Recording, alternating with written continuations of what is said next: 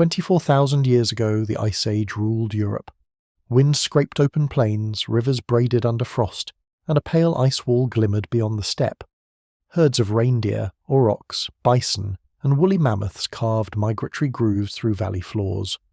Ravens watched from larch and pine, following hunters and carcasses. Wolves threaded the snowy corridors like grey smoke. In limestone caves, beneath dripstone teeth and ash-blackened ceilings, bands guarded embers that meant tomorrow. Some were the last Neanderthals, stocky, cold-hardened, heirs to hundreds of winters. Others were our kind, Homo sapiens, lighter-framed, carrying stitched hides and ideas that travelled far. Their footsteps overlapped on frozen gravels, their scents mingled where rivers narrowed, and their eyes met over the same wary fire of hunger. The land did not choose between them. It offered marrow if you could reach bone, shelter if you could read stone, and warmth only to hands that remembered fire.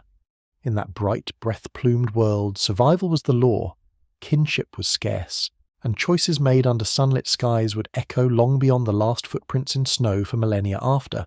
Across this continent of ice-gnawed ridges and wind-sanded loess, survival meant reading signs as if they were scripture.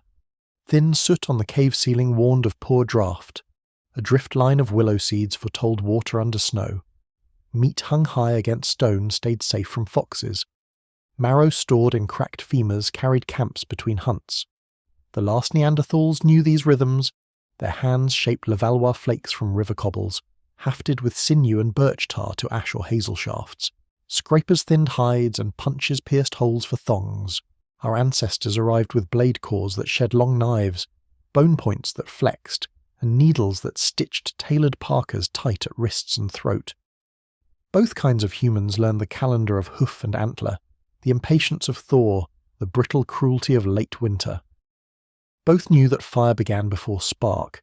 It began with dry fungus at the belt, with a memory of tinder-dry grass and a promise of smoke. When storms sealed the passes, they listened for the drum of the hooves over the snow. When the wind turned iron, they squared their shoulders inside hide and waited, because patience could be a tool sharper than stone for survival. Yet the ground they shared could not feed everyone forever. As our species widened its circles, bands linked to bands, stories moving faster than feet, advantages accumulated. Wider exchange networks buffered famine. Symbols stitched strangers into kin. Tools travelled with ideas, and ideas outlived storms. For Neanderthals pushed to the margins, each winter tightened like a snare. The word betrayal belongs to us, not to them, but its shape appears in the record. Hunting blinds built where others once watched. Rich reindeer crossings monopolised by repeated human returns. Waterholes defended with more bodies than a few families could muster. Cooperation flickered where trade made sense and danger pressed both ways. But fear breeds fences and hunger sharpens them. Scientists read this pattern not as a single treachery but as 1,000 exclusions. A path blocked, a carcass claimed, a shelter occupied before others could reach it. In the slow arithmetic of seasons, those choices compound. Fewer births, more risks, a toolkit that changes little, because time away from meat means time lost to learning. Betrayal in this telling is not a knife in the dark. It is the quiet closing of a gate while the wind rises and the herd moves on elsewhere. Our path through this story follows the marks cold leaves on people. We will trace how Neanderthal craft met our expanding webs of exchange, how meetings at crossings began with wary watching and ended with narrowed winter ranges. We will listen for the soft click of shared skills, glue, fire care, hide work, and for the louder thud of competition when herds thinned or shifted. We will walk into Iberian caves where fragile hearth ash still clings to floors, and into Central European basins where windpacks dunes over old camps. In each place we will ask the same survival question: who eats, who waits, who chooses, who cannot enter. This is not a tale of monsters. It is a tale of human capacity under pressure, our brilliance for planning, our instinct for alliance, our talent for drawing lines when fear bites. At the end stand lessons harsh and useful. What networks do during scarcity, how small advantages grow, and why generosity sometimes fails when the horizon turns white. The bones are silent, yet arrangement speaks. Fire-reddened stone, footprints freeze, and pathways close. Keep those images close. They will guide the beats to come and keep our eyes honest through the cold. Neanderthals did not drift through the Ice Age as helpless relics. They were in many ways specialists of cold survival. Their heavy frames trapped warmth, and their powerful muscles allowed them to pull carcasses across frozen plains or climb treacherous limestone ridges in search of shelter. These bodies were not built for speed, but for resilience, the kind that could carry logs on shoulders and endure storms with little more than hides for cover. Their shelters combined practicality with local resources. Caves provided natural insulation, but when open landscapes demanded invention, they built low walls of stone and braced them with wood, covering the structure in thick hides to block icy winds. Inside, fire was both tool and companion. They fed it with twisted pine branches, marrow bones that flared when wood was scarce, and grasses dried and bundled against the damp. Around these hearths, families warmed meat, softened hides, and shared the rhythms of daily life. These spaces were not elaborate but efficient. Each decision echoed knowledge passed down from elders who knew how to read the land. For Neanderthals, survival was not improvisation. It was tradition, rooted in generations of observation and the relentless necessity of endurance. Their technology carried the same logic of endurance. A river cobble was never just a stone. It was the seed of a scraper, blade, or spear tip. Neanderthals perfected the levallois technique, striking cores with precision, so each flake emerged shaped for purpose. Edges were sharp enough to slice through tendon and hide, but their skill did not end with stone. Birch bark was heated in controlled fires until tar seeped from the layers, sticky and black, used as glue to fix flint points into shafts. Tendons stripped from hunted animals dried into sinew, twisted into cords and lashed weapons tight. Scrapers shaved thick hides smooth, while awls pierced holes for fastening. Every tool came from hand memory, taught through the quiet apprenticeship of watching. Children sat close, mimicking gestures, feeling when pressure split stone clean. There were no manuals, only repetition until instinct replaced instruction. The toolkit looked simple, yet it reflected centuries of refinement, carried across valleys by family groups. This was knowledge equal to survival itself. Without stone properly struck, there was no meat. Without glue that held, the spear failed. Without hide, clothing pierced and tied, the cold stole breath. Each item was life made durable. Neanderthal hunting was not reckless chasing, but the art of patience. Herd migrations were predictable to those who had studied them for generations. Reindeer followed river valleys, bison sought sheltered basins, and horses, before their disappearance in many regions, moved in sweeping arcs across steppe. Neanderthals positioned themselves with precision. They built simple blinds from brush, waited in ravines where paths narrowed, or worked in teams to drive animals into gullies. Spears delivered from close range meant danger. A wounded bison could crush a hunter. Yet this risk was accepted because meat, marrow and hides meant survival for many weeks. Evidence from bones suggests entire groups coordinated, dragging down prey too large for one family alone. Smaller animals, hares, birds, even tortoises in warmer refuges, were caught when opportunity arose. Nothing was wasted. Marrow cracked from bones, brains used for tanning hides, sinew for cords, skins for bedding. Their butchery sites tell of method, not desperation. Inside caves, fire glowing during the day, illuminated work as meat was shared, tools resharpened, and strategies for the next hunt quietly discussed. To live was to calculate each step, wait long, strike sure, and waste nothing. This rhythm defined their identity as hunters who measured survival in days and seasons, never in ease. Culturally, Neanderthals revealed a depth often overlooked. They buried their dead, sometimes with tools or animal bones, hinting at belief or respect for continuity. In caves, pigments of red ochre mark presence, and perforated shells suggest adornment. Though their groups were small, often no more than a few families, the bonds ran strong. Around fire circles, teaching and memory created a form of tradition as durable as any artifact. Vocal rhythms and communal sounds may have carried through these gatherings, linking voices in a way that gave order and meaning. Knowledge of where to find flint, which valleys held water, and when herds crossed passes was memory held by elders and passed into younger hands. This transmission was their library, etched not on bark or stone but in the minds of kin. What scientists once dismissed as primitive has revealed intelligence shaped by survival. Language complex enough to plan hunts, Care extended to injured members who lived beyond usefulness, an adaptability that sustained them through millennia of shifting climate. To understand their way of life is to see not a doomed species but a humankind who thrived until pressure mounted. For tens of thousands of years, Neanderthals proved survival itself could be a culture. While Neanderthals refined their ways over countless generations, another human lineage pressed westward from the plains and deserts beyond. Homo sapiens arrived in Ice Age Europe not as sudden conquerors, but as small waves of families and clans. Their bodies were lighter, more graceful, yet no less capable. These people carried with them technologies unfamiliar to the resident Neanderthals. Long, slender blades struck from stone cores allowed more cutting edge for less material. Bone and antler were carved into barbed points, flexible and sharp, which gave hunters reach beyond the thrusting spear. Sewing needles drilled with precision eyes produced clothing fitted to body shape, conserving heat and enabling travel deeper into the cold. Alongside tools came memory networks. Sapiens moved in groups tied to wider circles, bands linked by marriage, exchange, and shared traditions. This web created resilience, for when one group faltered, others supplied aid. They came with voices trained in symbolism, capable of transmitting myths, maps, and instructions across distance and time. Painted walls in caves, decorated with animals, lines, and handprints, signalled a way of storing information beyond the individual. Their arrival in Europe did not erase Neanderthals instantly, but set in motion a slow collision of strategies. The first impression these newcomers made was not in violence, but in presence. They expanded into landscapes once sparsely inhabited. Valleys where a few Neanderthal families hunted now saw larger camps, more fires, and longer stays.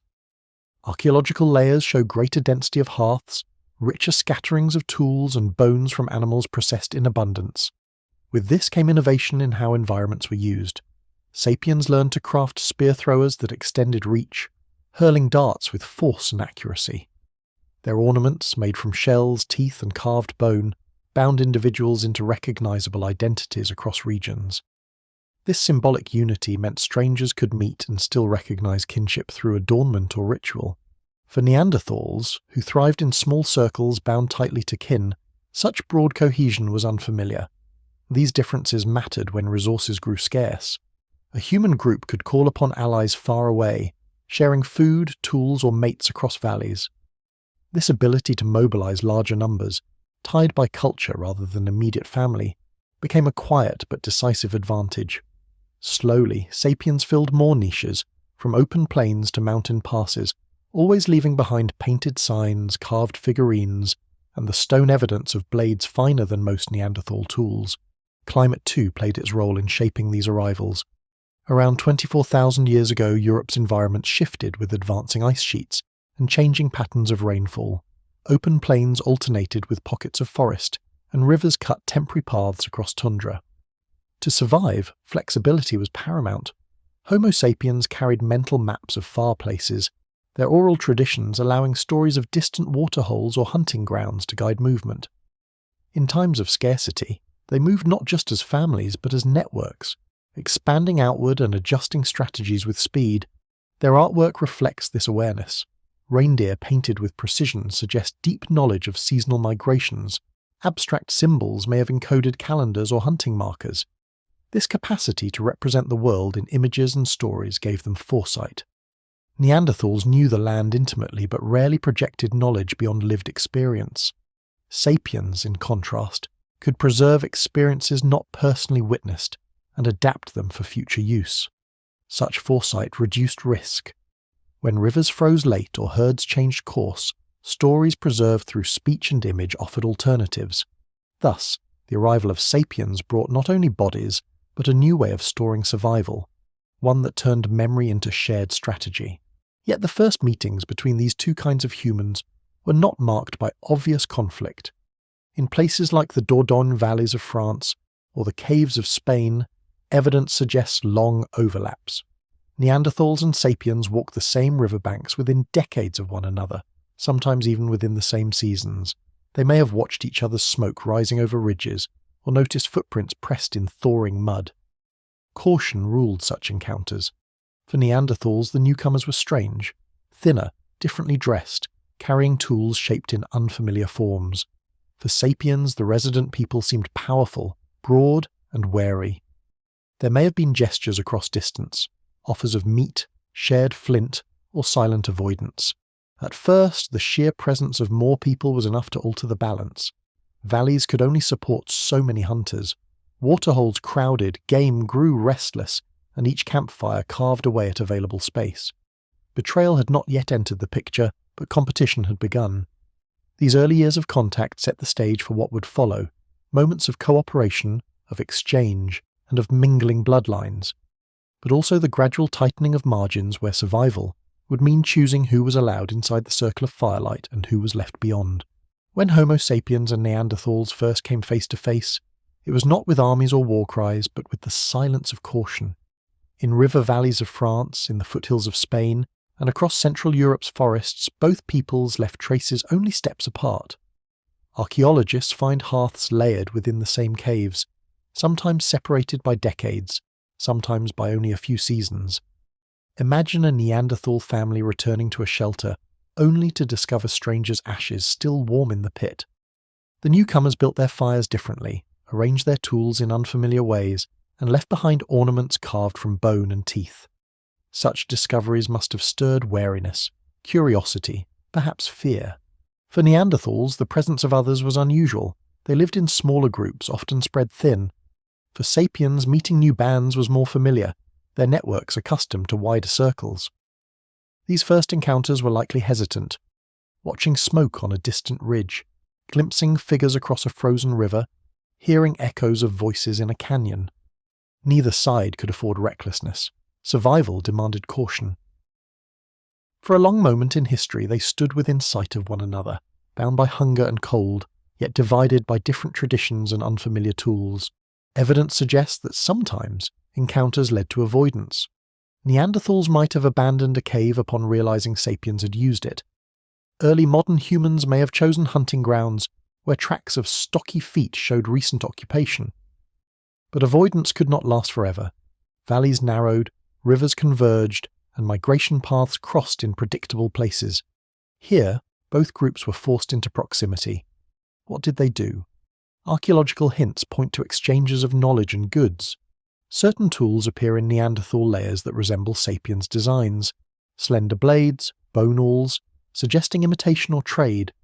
Similarly, sapien sites sometimes include scrapers more typical of Neanderthal craftsmanship. More striking still is the genetic evidence. Interbreeding occurred, leaving traces in nearly every modern human alive today. These unions may not have been common, but they happened often enough to mark both peoples. In such moments, the divide blurred. Across a shared fire or in the course of exchange, they saw not just rivals but fellow humans. Yet cooperation was fragile. It depended on circumstance, and when the game was plentiful or the herds thick, coexistence seemed possible. When scarcity returned, suspicion and competition quickly replaced any fragile trust built between them. To imagine those meetings is to picture scenes of tense diplomacy without words as we know them. Neanderthals spoke, their vocal tracts capable of complex language, and sapiens carried symbolic speech of their own. But dialects and unfamiliar tones must have made first exchanges cautious. Gestures, open hands, the offering of meat or tools would have been the first bridge. A sapiens hunter might extend a flake of flint struck with unusual precision. A Neanderthal might respond by showing a well-shaped scraper. Mutual curiosity tempered by fear guided these exchanges. Children may have hidden behind adults, peeking at strangers whose faces looked both familiar and different. Strong brows and wide noses marked Neanderthals, narrow jaws and taller frames marked sapiens. Mutual curiosity tempered by fear guided these exchanges. Children may have hidden behind adults, peeking at strangers whose faces looked both familiar and different. Strong brows and wide noses marked Neanderthals, narrow jaws and taller frames marked sapiens. Such differences would have been striking yet not alien. Both kinds of humans could see the humanity in the other, the expressions of caution, the hunger in the eyes, the fire's glow warming roughened hands. For a brief time, these encounters represented a window where coexistence was possible. The Ice Age had room for both, if only the balance could be kept. But behind each meeting loomed the weight of survival. Who would claim the next herd and who would be left waiting? Some encounters must have ended badly. A hunting party arriving at a carcass already claimed by the other group might have turned to conflict. Spears levelled, voices raised. The risk of bloodshed was real. Archaeological sites show injuries on bones that could be from skirmishes, puncture wounds, fractures consistent with spear thrusts. Yet such violence seems rare compared to the scale of overlap. More often, the competition was silent. One group arriving first, driving the herd sooner, occupying the cave before winter. These were betrayals not of agreements but of expectation. Survival secured at another's expense. Scientists believe this is where the seeds of Neanderthal decline were sown. While sapiens multiplied through larger networks, Neanderthals remained in smaller, isolated families. Even when no fight occurred, the simple presence of more sapiens fires meant fewer animals left to hunt, fewer shelters left unclaimed. Over time, such pressures accumulated like frost on stone. The first encounters were not simply meetings of strangers, they were turning points. Each moment of contact contained both promise and threat, both cooperation and exclusion. From these fragile beginnings, the long story of displacement unfolded, as two human worlds struggled to share one unforgiving land. Though caution lingered, not every meeting ended in silence or rivalry. Some encounters between Neanderthals and Homo sapiens tipped toward cooperation, brief though it may have been. Archaeological finds of ornaments, tools, and pigments in overlapping contexts suggest that knowledge and goods moved between groups. A sapiens traveller might have shown how to pierce hide with a bone awl, while a Neanderthal elder demonstrated the controlled heating of birch bark to draw out tar. Such exchanges, even if occasional, reveal recognition. Both groups knew the value of skills they did not possess. Fire circles may have been shared in uneasy truce, each side gauging the other while sparks rose into the cold daylight. Food could have been traded, dried meat for marrow-rich bones, fish for hides. These were not grand alliances but practical gestures born of need. Cooperation mattered when storms threatened or herds strayed, when chance brought both peoples to the same sheltering cliff. Yet beneath each exchange lay tension. Cooperation was useful only as long as it eased hunger or risk. The moment abundance waned or suspicion deepened, the fragile balance tipped back toward exclusion. Still, for a time, human worlds overlapped not in violence, but in tentative sharing. Interbreeding provides the clearest evidence of contact beyond mere exchange. Genetic studies confirm that nearly all modern humans outside Africa carry traces of Neanderthal DNA, a reminder that encounters sometimes grew intimate. These unions may have been rare, but they were real, and they reshaped the future of both species. For Neanderthals, it meant their bloodline did not vanish entirely. Fragments live on in us. For sapiens, it meant inheriting traits, some helpful for immune defense, some less favorable for health. Behind the numbers are stories we cannot fully know. Some unions may have been formed through proximity and mutual need, sealed by circumstance more than intention. Archaeology cannot tell us the emotions, but it can show us the result. Blended children who carried two worlds within their bodies. These children must have walked the same valleys, their features marking them as different yet human to both sides. Such mingling shows that despite differences, recognition of shared humanity occurred. For a brief window, exchange extended even to kinship. Yet fragile cooperation could not erase the challenges of competition, and genetic traces became faint as Neanderthal numbers dwindled. Cooperation also surfaced in technology. Some Neanderthal sites reveal tools strikingly similar to those of sapiens, including bone points shaped with unusual precision and stone blades crafted in unfamiliar forms. Whether copied, traded, or learned through observation, these artifacts prove that information flowed between peoples. Likewise, sapiens adopted scrapers and hafting methods favored by Neanderthals. Knowledge moved in both directions, suggesting periods when imitation was survival. Imagine a Neanderthal learning to stitch hide tighter with a borrowed needle, or a sapien shaping tar with new confidence after watching it brewed in a stone pit. Such borrowings may have taken place in short-lived gatherings, temporary alliances at rich hunting grounds or river crossings. The sharing was pragmatic, born from recognition that survival was easier when tools worked better. Yet each borrowed skill was also a reminder. The other group had something valuable, something worth watching. This dynamic created a fragile bond of respect. but also an undercurrent of rivalry. The same blade admired for its sharpness could, in another season, be envied as an advantage that shifted balance. Cooperation gave life, suspicion returned with hunger. Knowledge did not stay neutral, it shaped who endured and who slipped away. Still, moments of fragile cooperation stand out as rare glimpses of shared humanity in a cold age. We can picture two groups huddled together in a cave during a storm, fires glowing during daylight as snow drifted at the entrance. For a few days they might have shared meat, guarded the same fire, and learned one another's words enough to trade simple things. Perhaps children played, mimicking tools or gestures without the weight of rivalry. These fleeting connections remind us that the Ice Age was not only struggle but also encounter. Cooperation offered possibility. If bonds had grown stronger, perhaps two species might have endured side by side. But such hope was fragile. Networks of sapiens outgrew these small alliances, stretching far beyond what Neanderthals could match. When storms ended and herds returned, the groups parted ways. The shelter emptied, the fire cooled, and each band carried on with its own survival. What remained were fragments, a shared tool, a mingled bloodline, a skill remembered. These fragments whisper of a time when exclusion had not yet taken hold, when humanity's paths crossed in gestures of uneasy trust. The record shows they shared more than once, but not enough to change the tide of history. The period of cautious cooperation did not last. As Homo sapiens expanded deeper into Europe, their networks grew denser, while Neanderthal groups remained small and scattered. Valleys that once sustained a few families now supported larger, more organized camps of sapiens. Fires dotted the hillsides in greater numbers, smoke rising in midday air as herds shifted nervously under new pressure. Archaeological sites show repeated occupation of the same shelters by sapiens, sometimes driving out Neanderthals who had once relied on those caves for survival. This shift was not an immediate clash, but a gradual squeeze. Competition arose wherever rivers narrowed or herds funneled into passes. When both groups aimed their spears at the same prey, survival turned into a contest of numbers and planning. Sapiens, with broader alliances, could call on kin beyond their valley.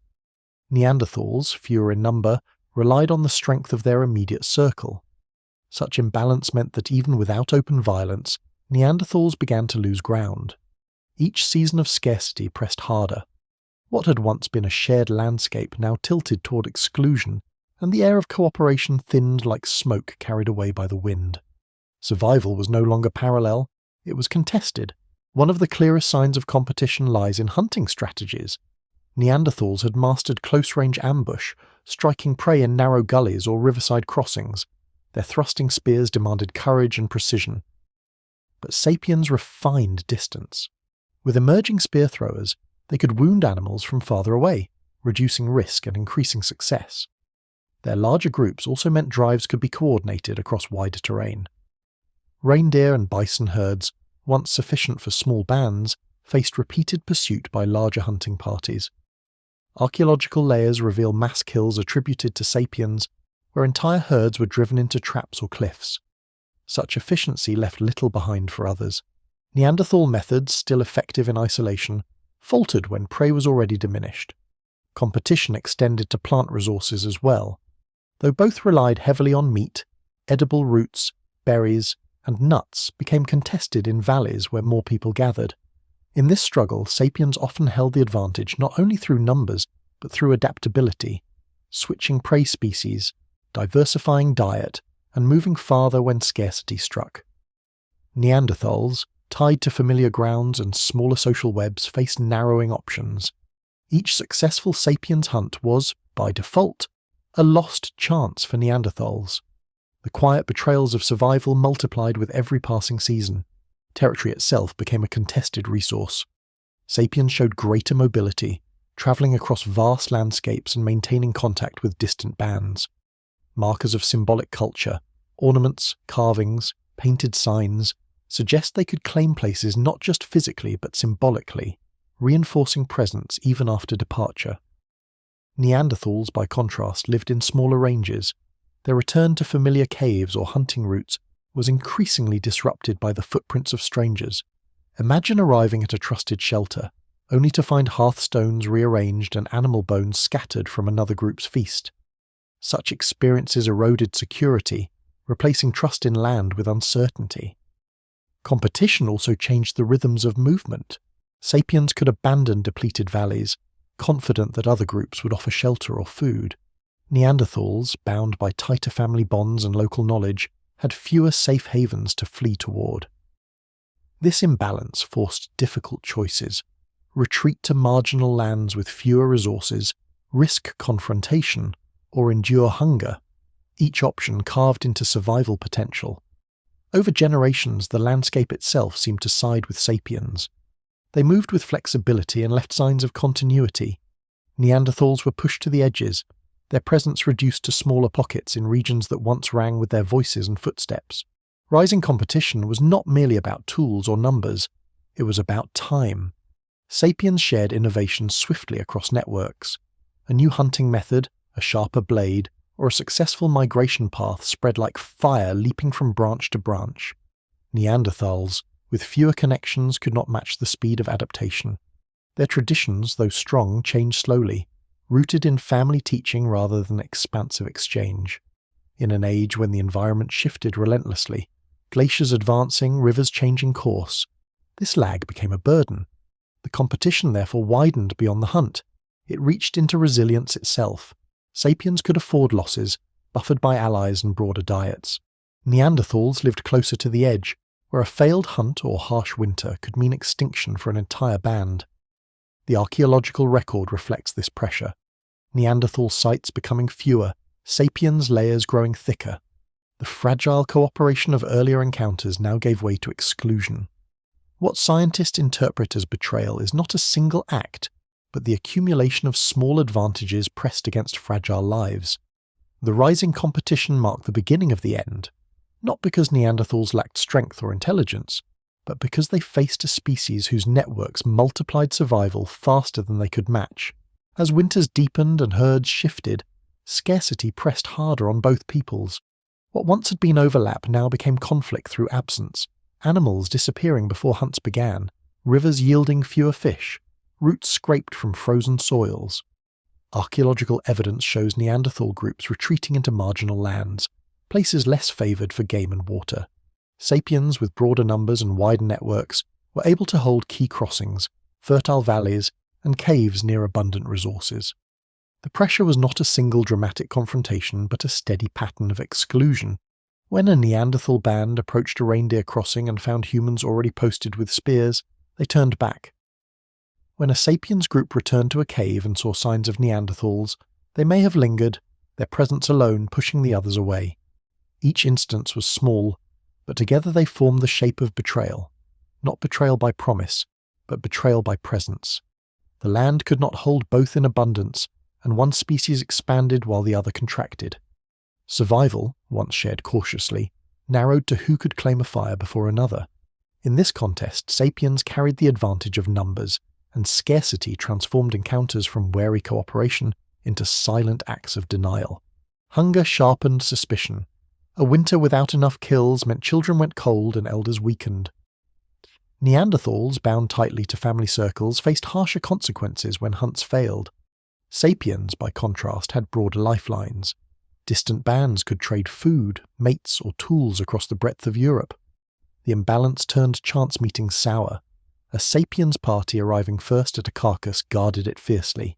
A Neanderthal group arriving late had little option but retreat. Even water became contested in frozen months, rivers reduced to narrow channels where too many feet gathered. In such circumstances, cooperation was fragile to the point of breaking. What scientists call betrayal was less about broken trust and more about exclusion, the steady shutting out of Neanderthals from places that once ensured survival.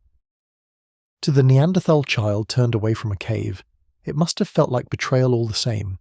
These exclusions compounded each season, shrinking ranges and limiting opportunities. Survival became a narrowing corridor with fewer doors open. By the time snow receded, the imbalance had grown wider. Scarcity, repeated year after year, eroded resilience. In these small daily denials, Neanderthal survival weakened not from a single event, but from accumulation too heavy to withstand. Competition under scarcity often leaves marks in the record. Some Neanderthal sites show reduced diversity of prey, suggesting they hunted what remained rather than what was best. Cut marks on smaller animals, once rare, appear more frequently, evidence of adaptation under strain. Meanwhile, sapiens layers reveal richer deposits, more bones from large kills, more evidence of feasting. The contrast tells the story. While sapiens drew abundance from coordinated hunts, Neanderthals settled for fragments. Scarcity also shaped technology. The careful reuse of flint cores in Neanderthal sites shows thrift, while sapiens continued to spread new tool types rapidly across regions. For Neanderthals, every broken blade mattered. For sapiens, a cousin or ally might supply more. Such contrast turned survival into a cycle of inequality. The betrayal in this sense was structural. Sapiens held the spaces where herds moved most, while Neanderthals were left with less. Betrayal did not need cruelty to act. It only needed exclusion. To be pushed toward poorer grounds while watching smoke rise from richer valleys was enough. With each passing season, Neanderthals bore the weight of scarcity more heavily, while sapiens consolidated advantage. Survival became unequal, and the scale tipped further with every cycle of winter hunger. The final shape of betrayal emerges not in grand battles but in absence. Hearths left cold, hunting trails abandoned, tools buried beneath layers of dust. As sapiens spread, Neanderthals receded, their circles broken by the weight of scarcity. This slow erasure reflects not a single moment of violence, but thousands of small denials. When modern scientists speak of betrayal, they describe the way one humankind pressed another toward extinction, not by intent alone, but by surviving more effectively in shared lands. Yet the outcome was the same. Neanderthal groups dwindled until only a few scattered bands remained in refuges on Europe's edges. Scarcity had stripped them of choice, and betrayal had taken the form of exclusion.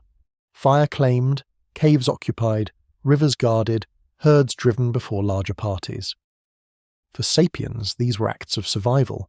For Neanderthals, they were the closing of doors.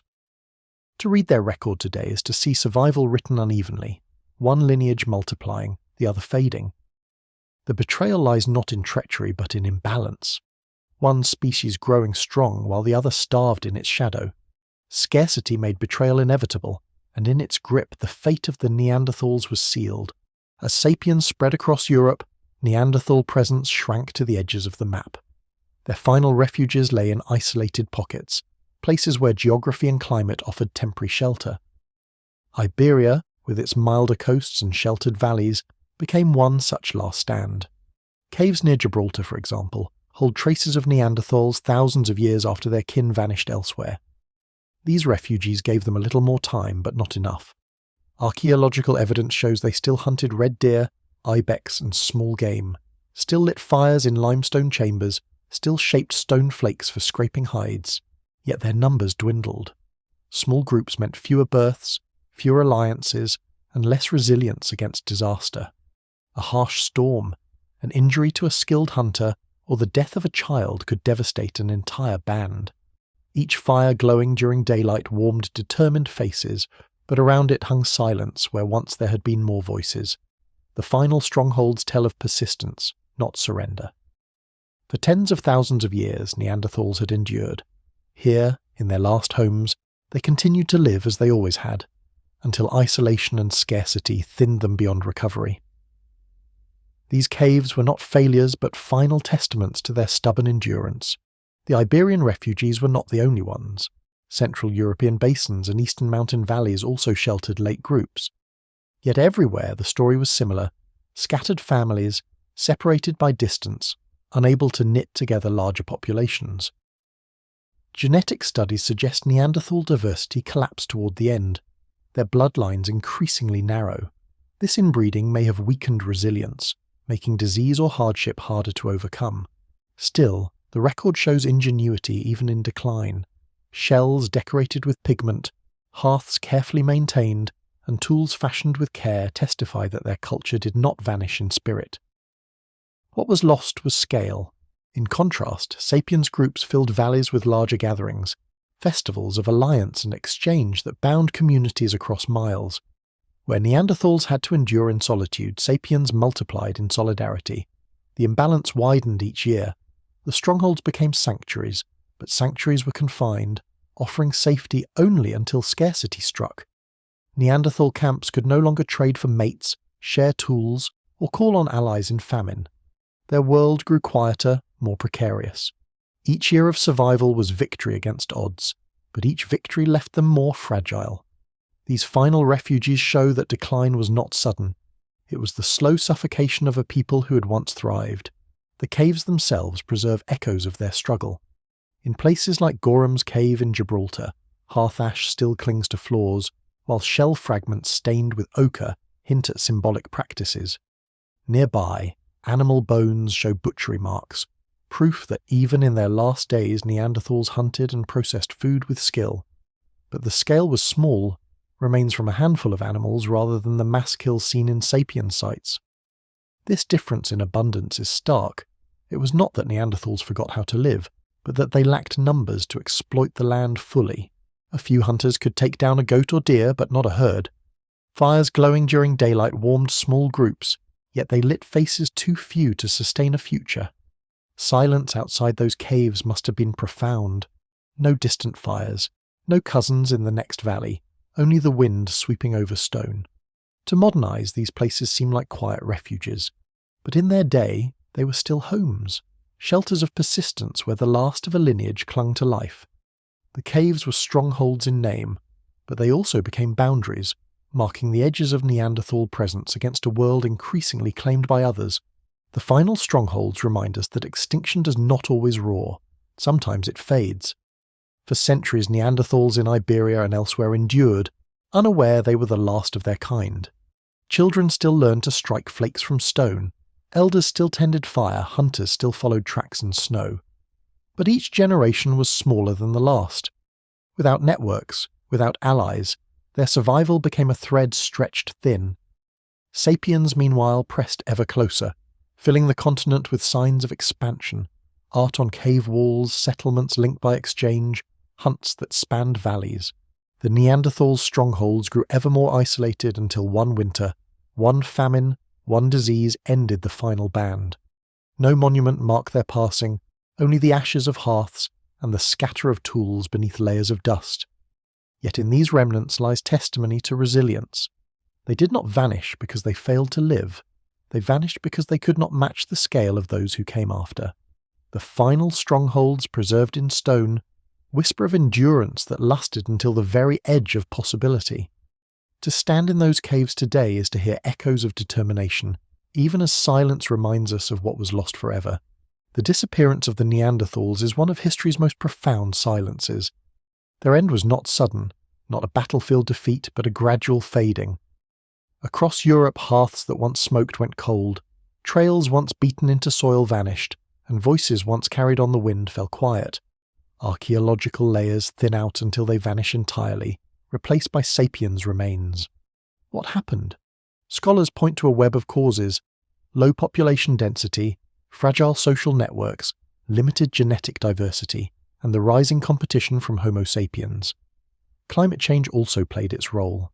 The advance of ice sheets transformed valleys, shifted rivers, and altered the ranges of prey. Neanderthals, tied closely to specific landscapes, suffered as environments changed faster than their small groups could adapt. Sapiens, with larger networks and symbolic culture, proved more flexible. The extinction was not about weakness. It was about imbalance. Neanderthals endured for hundreds of thousands of years in some of Earth's harshest climates. Their disappearance shows how even the strongest can fall when numbers dwindle and networks fail. Their story reminds us that extinction often comes quietly, through pressure unrelenting rather than violence overwhelming. The Neanderthal silence still lingers, echoing through the caves they once called home. Yet extinction is not absolute. In every modern human lies a genetic inheritance from Neanderthals, small fragments of DNA passed down through ancient unions. These fragments influence immunity, hair, skin, and even adaptation to cold. Their survival lessons live within us biologically, even as their independent identity vanished. But the genetic legacy is only part of the lesson. Neanderthal endurance across hundreds of millennia testifies to resilience. They hunted mammoth and bison, survived brutal winters, and cared for their injured and elderly. Archaeological sites reveal individuals who lived long despite serious wounds, proof that communities supported one another. That care is survival as much as hunting or fire. From them we learn that humanity is not only measured in tools or numbers, but also in compassion. Their extinction, contrasted with their strengths, warns of the fragility of survival when cooperation falters. The lesson is double-edged. Resilience can endure extraordinary hardships, yet without broader networks and adaptability, even resilience may not be enough. We carry their genes and their example, reminders that survival is as much about connection as strength. The Neanderthals are gone, but they are also within us, shaping the story of who we are today. Scientists also draw lessons from the ecological side of the story. The extinction of Neanderthals highlights how survival depends on flexibility. They excelled in cold Europe, but their focus on large game and local resources limited options when prey shifted or dwindled. Sapiens, by contrast, adapted to more varied diets and broader environments, from tundra plains to coastal estuaries. This adaptability reduced risk in times of scarcity. The comparison underscores the importance of diversification in survival. Human societies today can read that lesson in modern terms. Dependence on narrow resources increases vulnerability, while adaptability ensures endurance. Neanderthals also reveal how fragile small populations are. Once their numbers dropped below a certain threshold, even ordinary hardships, disease, famine, storms, became magnified. The loss of just a few hunters or breeders could cripple survival chances. This is a biological lesson, echoed across species. Population strength is not only about survival of individuals, but survival of networks. In the Neanderthal story, we see how pressures of environment and competition expose the vulnerability of small, isolated groups. Their extinction, though tragic, continues to inform how scientists understand resilience, adaptability, and the razor's edge on which survival often rests. The final lesson is moral as much as scientific. The story of Neanderthals is also the story of us. They were not failures. They were survivors who lived across continents for nearly 300,000 years. Their disappearance teaches humility. We too face pressures, climate shifts, scarcity, competition, that echo those Neanderthals endured. Their fate warns what happens when resilience is not matched by adaptability, and when survival becomes a zero-sum contest. Yet it also offers inspiration. They endured ice, predators, and the challenges of family survival with courage and ingenuity.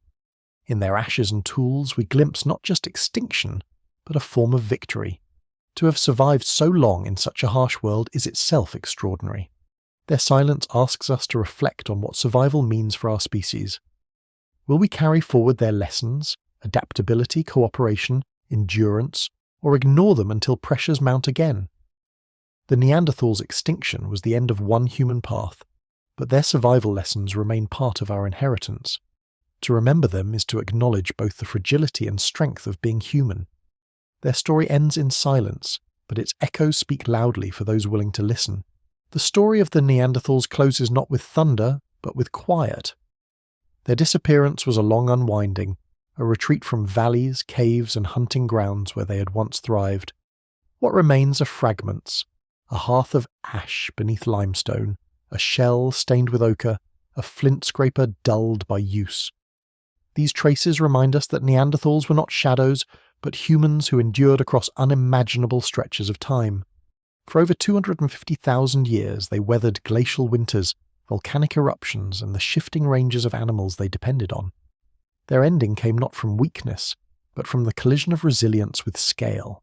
Homo sapiens carried broader networks, faster adaptation, and symbolic culture that multiplied advantage. Against such expansion, the Neanderthals' smaller numbers and tighter circles could not hold. Yet we must remember them not only in terms of their extinction, but also for their endurance. To live through hundreds of millennia in Ice Age Europe was no small feat.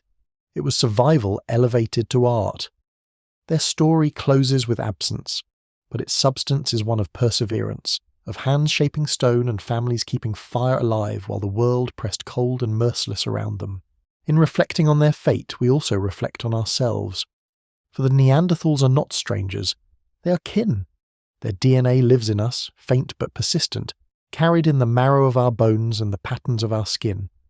To acknowledge them is to acknowledge that humanity has never been singular. Our species rose not alone but among others, cousins who laughed, hunted, and shared warmth around their own fires. Their loss narrows the diversity of what humanity once was. In their survival, we see the measure of endurance. In their extinction, the warning of fragility. Today, as we face our own shifting climates and rising challenges, the Neanderthal story resonates. Survival is not only about tools or strength, it is about adaptability, cooperation, and foresight. These lessons are etched into their silence. We, who inherited the earth they once walked, must remember that survival is never guaranteed.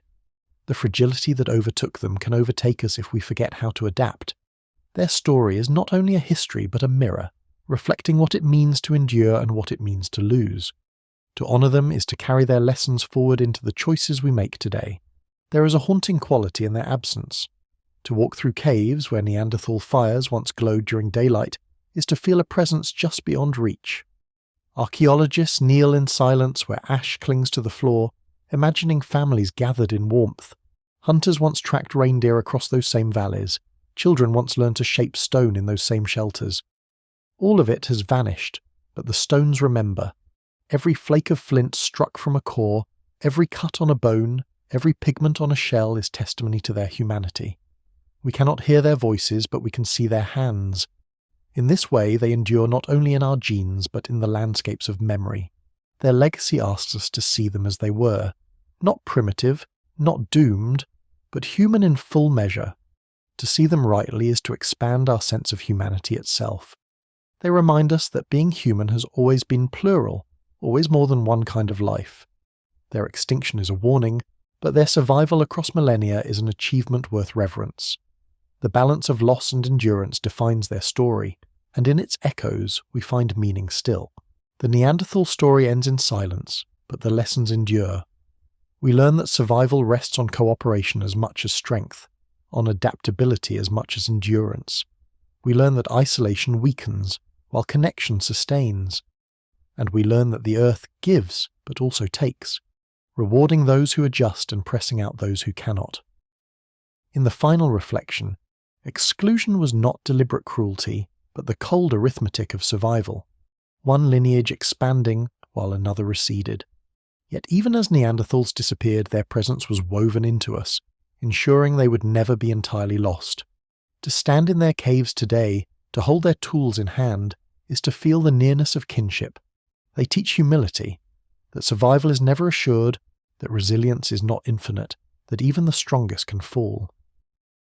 But they also teach reverence, that to live through fire and ice for so long is a testament to endurance.